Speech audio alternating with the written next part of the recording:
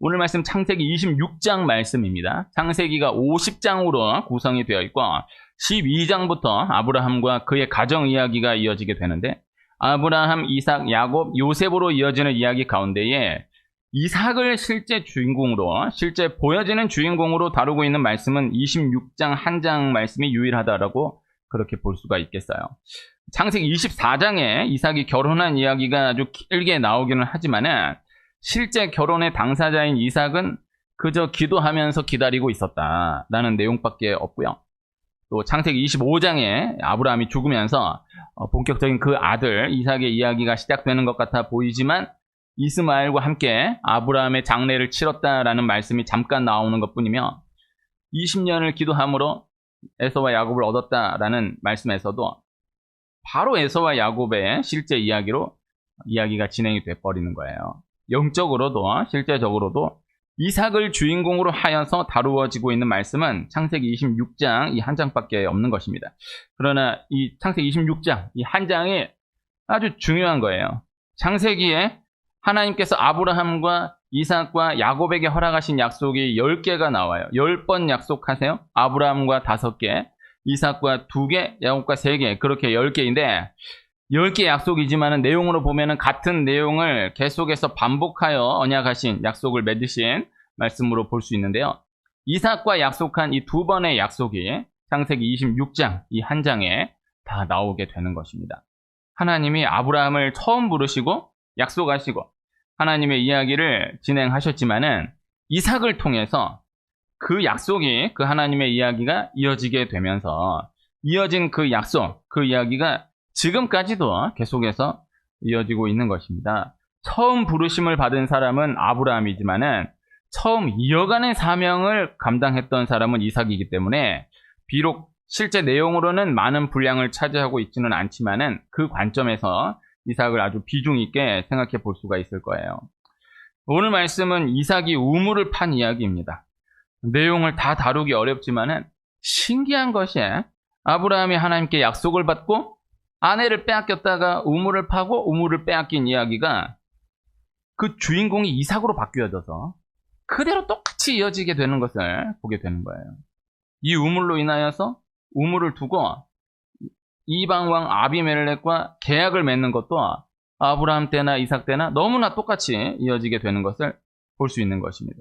아브라함 때의 아비멜렉과 이삭 때의 아비멜렉은, 이 아비멜렉이라는 이름이 어떤 개인의 이름을 이야기하는 것이 아니라 블레셋 왕의 공식 명칭이기 때문에 아브라함 때의 아비멜렉과 이삭 때의 아비멜렉은 다른 사람이에요.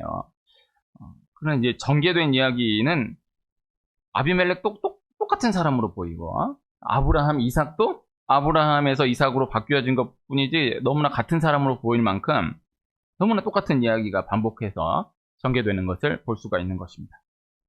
창세기 26장에 나오는 이삭의 우물 이야기는 전후 이야기를 다 배제하고 우물 이야기에만 집중하여 다루어도 참 많은 것들을 생각해 볼 수 있는 이야기이지만은 오늘 17절, 18절을 읽었는데 그 이후에 이어지는 본격적인 우물 이야기에 앞선 17절, 18절 두 절을 함께 읽었어요.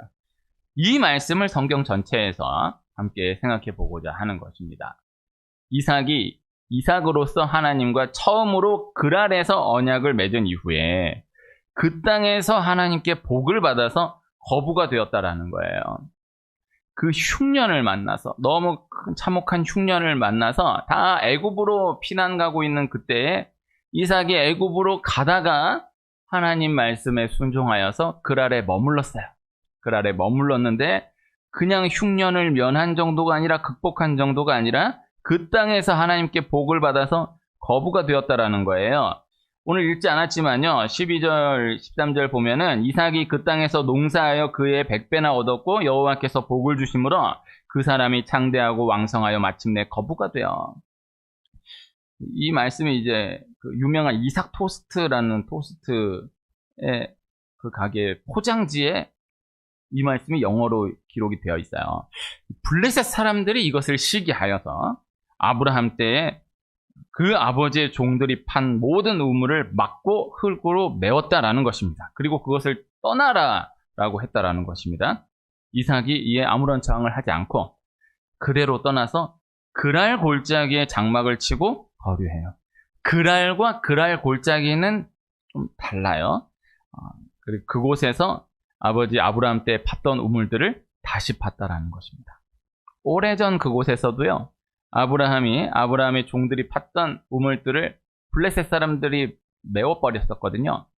이삭은 옮긴 그곳, 그랄 골짜기에서도 아버지 아브라함이 팠었지만은 메워졌던 그 우물들을 다시 파고 그 이름을 그의 아버지가 부르던 이름으로 불렀다라는 것입니다.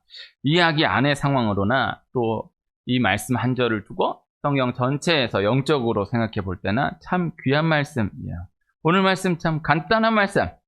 이삭이 그 아버지 아브라함 때 팠던 우물들을 다시 팠다라는 말씀입니다.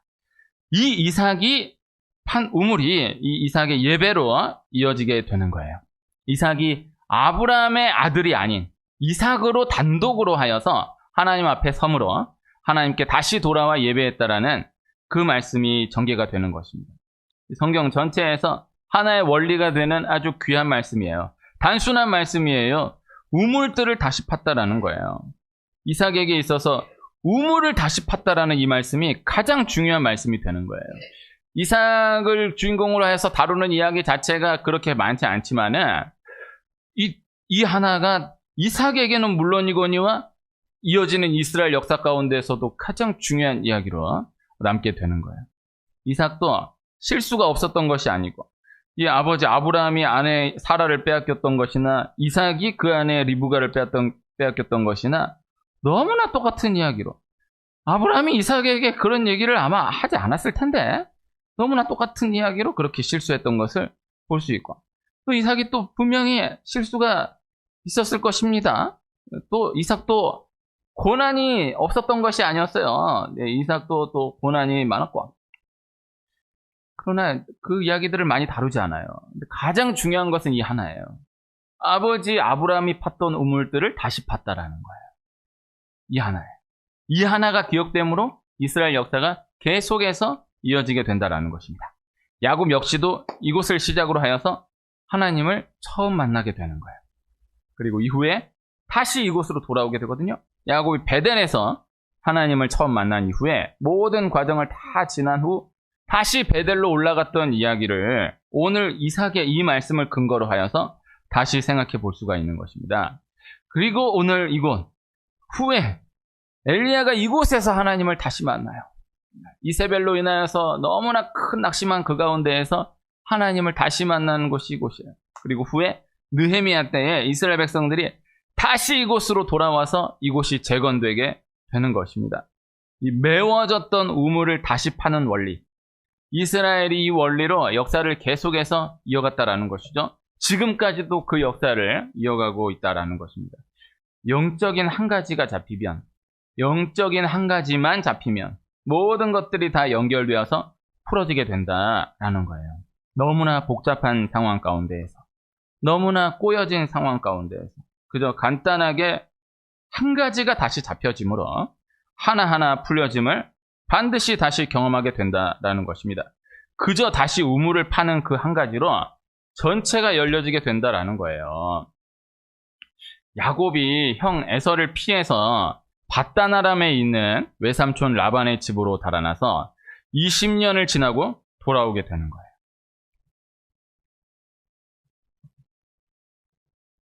그리고 20년 만에 형 에서와 극적으로 화해를 하게 되는 거예요. 그러나 세겜에 머물러 버림으로 또 어려운 일을 당하게 되는 것입니다. 야곱은 참 고생을 많이 했던 사람입니다. 이삭도 고생을 많이 했어요. 아브라함은 75세에 부름받아서 100세에 아들 이삭을 낳았는데 이삭은 나이 40에 결혼해가지고 60에 에서와 야곱을 낳게 된 거예요. 아브라함의 고난에 너무 집중돼서 그렇지 이삭도 쉽지 않은 고난이에요. 그때 나이 40이면은 지금으로 생각하면 안 돼. 참 나이 많아서 결혼했는데 20년 동안 애가 없는 거예요. 그러나 그 20년 기도해가지고 에서와 야곱을 받게 되는 것이죠. 그러나 이제 그 다음 야곱으로 가면은 이건 또 그 고난이 또 비교할 수가 없는 거예요.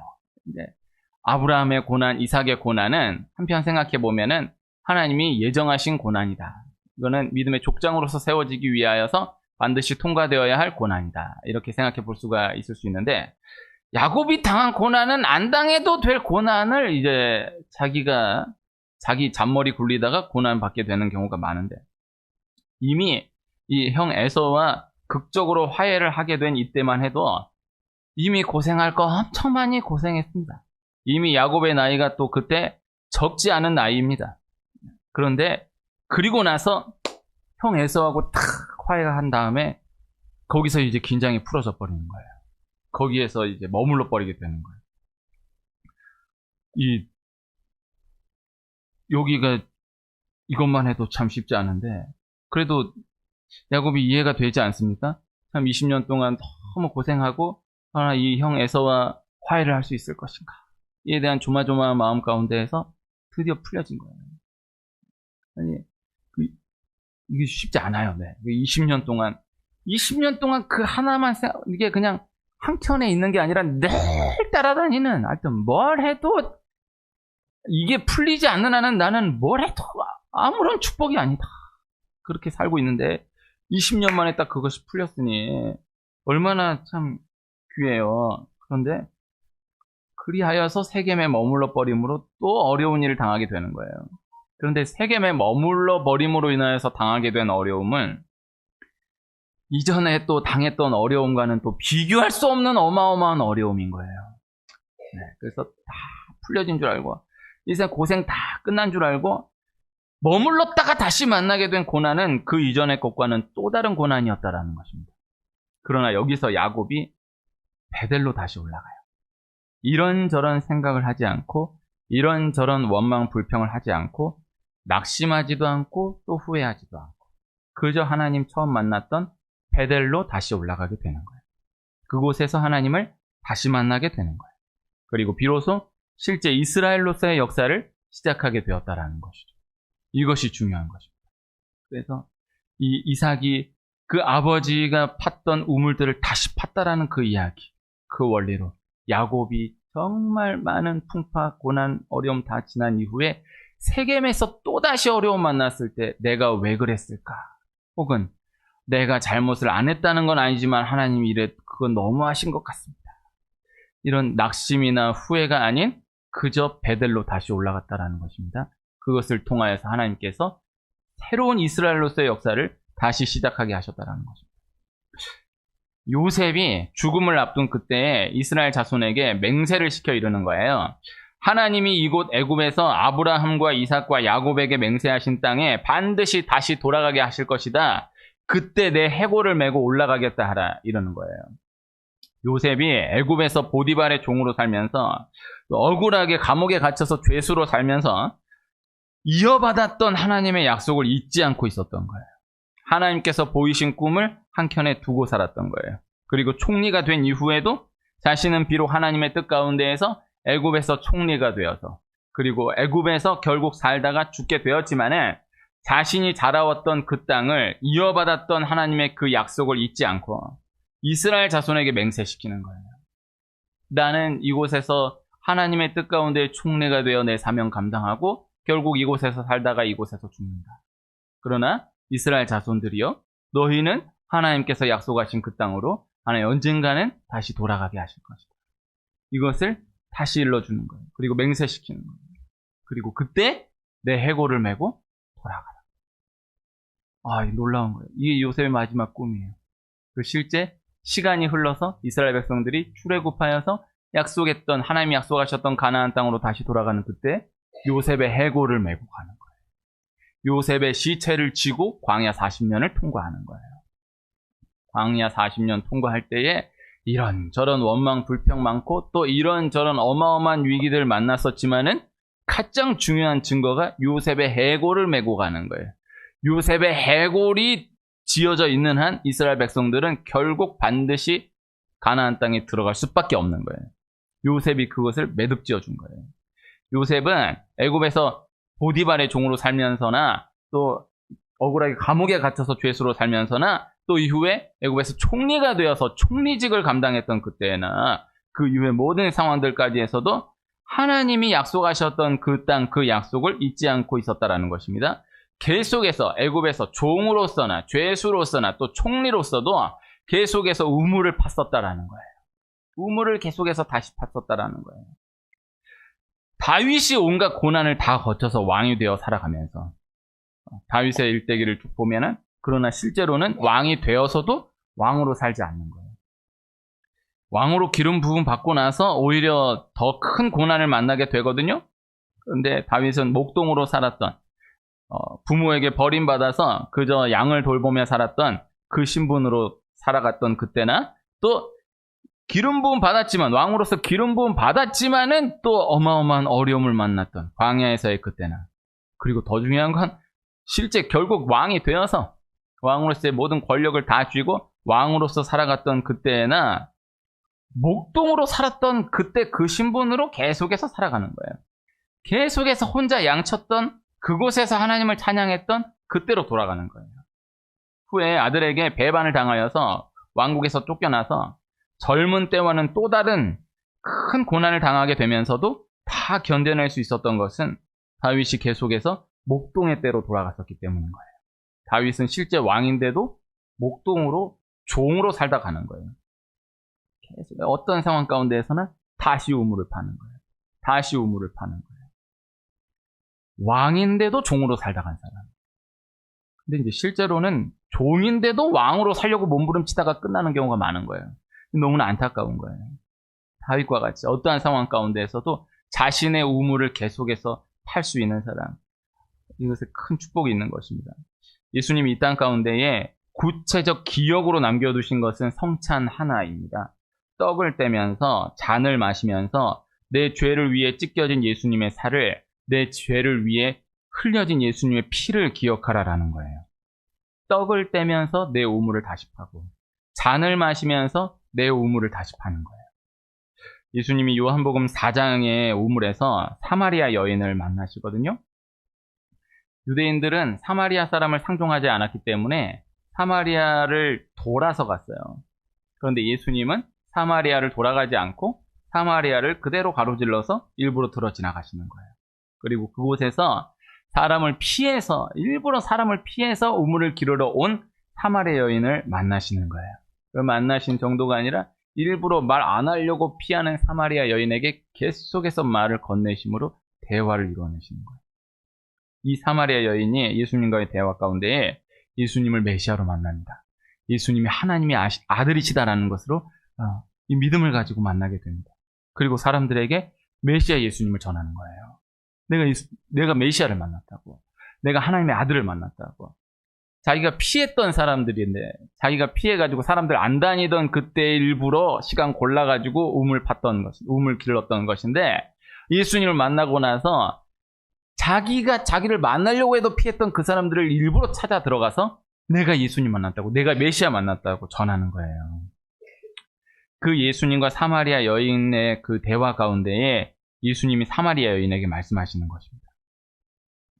사마리아 여인을 통해서 사마리아에 말씀하신 거예요. 사마리아에서도 다시 우물을 팔 수 있다는 거예요. 사마리아 여인에게 너도 다시 우물을 팔 수 있어 라는 것을 말씀해 주는 거예요. 그리고 그 사마리아 여인에게 말씀하심을 통하여서 사마리아 전체에게 말씀하시는 거예요. 사마리아도 다시 우물을 팔 수 있어. 오랫동안 끊어지고 하나님과의 관계가 끊어지고 버림받은 그 땅, 그곳에서도 다시 우물을 팔 수 있다는 것을 예수님 사마리아 여인을 통해서 이 귀한 말씀을 전해주셨다는 것입니다. 사도행전 1장 8절에 오직 성령이 너희에게 임하시면 너희가 권능을 받고 예루살렘과 온 유대와 사마리아와 땅끝까지 이르러 내 증인이 되리라 하십니다. 사마리아와 땅끝까지 이르러. 사마리아 여인을 통해서 이 말씀을 먼저 말씀하셨던 거예요. 먼저 전하셨던 거예요. 사마리아 여인과의 만남 때에 이미 예루살렘과 온 유대와 사마리아와 땅끝까지 이르러 내 증인이 되리라, 이 말씀이 먼저 전해졌었다라는 것입니다. 오늘 말씀으로 다시 돌아와서요, 우물을 메웠던 사람들은 블레셋 사람들이었어요. 그러나 그 블레셋 사람들로 인하여서 메워졌던 우물을 이삭이 다시 파는 거예요. 우물을 메운 사람들은 블레셋 사람들. 그러나 다시 파는 사람은 이삭이에요. 그 간단한 말씀인 것 같지만 적용적으로 쉽지 않아요. 메운 사람, 제가 메워가지고 이렇게 됐다고 이렇게 막 엄마하고 통탄하고 끝나는 경우가 많지, 내가 다시 파는 것이 쉽지 않아요.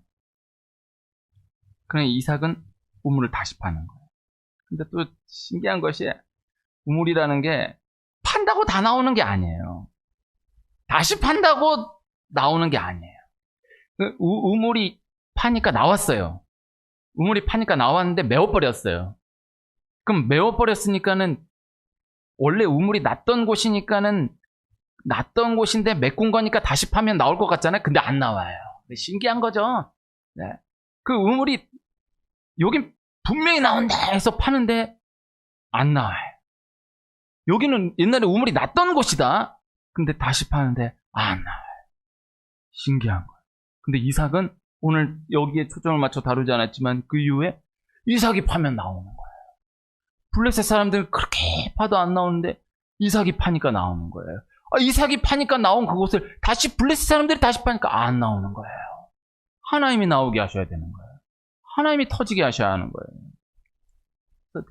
우물이 판다고 다 나오는 게 아니고 다시 판다고 다 나오는 게 아닌데, 하나님이 주셔야 하는 것인데, 하나님이 허락하셔야 하는 것인데, 하나님이 터지게 하셔야 하는 것인데, 그러나 오늘 말씀 가운데 중요하게 초점을 두고 있는 말씀은 우물을 이삭이 다시 팠다라는 것입니다. 이것이 중요한 것입니다. 우물은 내가 파야 한다라는 거예요.